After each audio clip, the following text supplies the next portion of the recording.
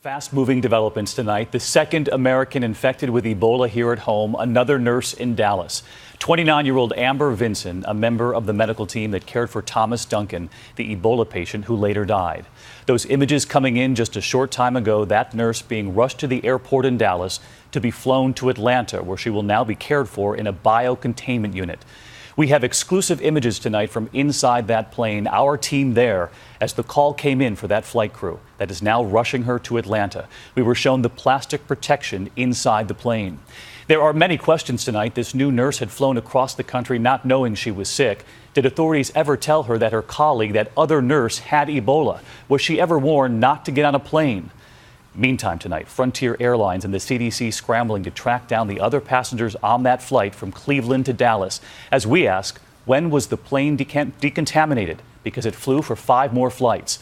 President Obama speaking moments ago, convening an emergency meeting at the White House, and one Dallas official saying tonight they are preparing for more possible Ebola cases, calling it a very real possibility.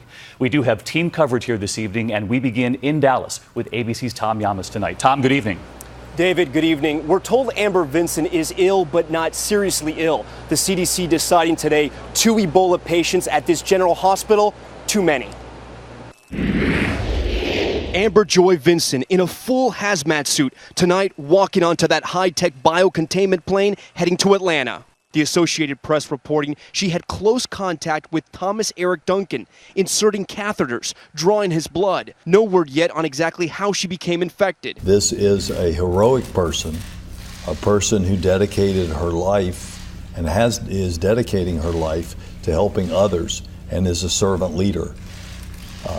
This is a person with their life before them. Last Friday, 2 days after Duncan died, Amber Vinson flying to Cleveland to visit her mother and plan her wedding. But while she was there, back in Dallas, her fellow nurse, Nina Pham, developing a fever, going to the hospital, diagnosed with Ebola.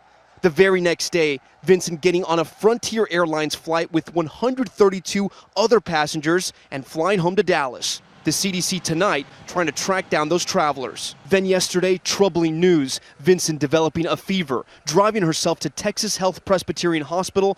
Within 90 minutes, she was in isolation. Tonight, a new journey. This specially outfitted plane flying Vinson to Emory. Look at these exclusive images. The isolation room inside, the stretcher for the patient, separate quarters for the medical team. Everything sealed to avoid contamination.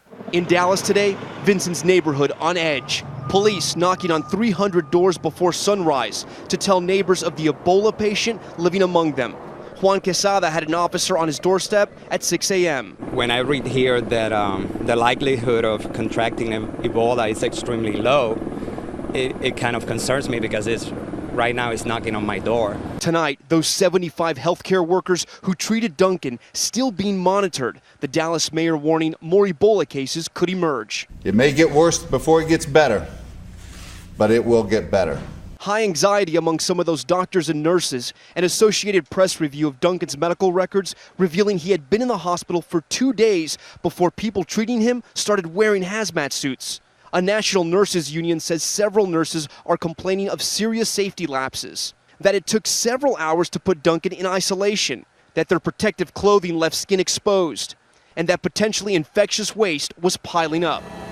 The hospital vowing to respond to those concerns. Right now, they're focused on treating Nina Pham, still in good condition, video chatting with friends. She's just so positive. She doesn't feel and have any doubts about her care or anything like that. Last night, Pham even called to check on her dog Bentley, now in quarantine himself. And David, tonight, besides the CDC's special Ebola response team, experts from Emory University have flown in just to treat Nina Pham. David? Tom Llamas leading us off tonight. Tom, thank you.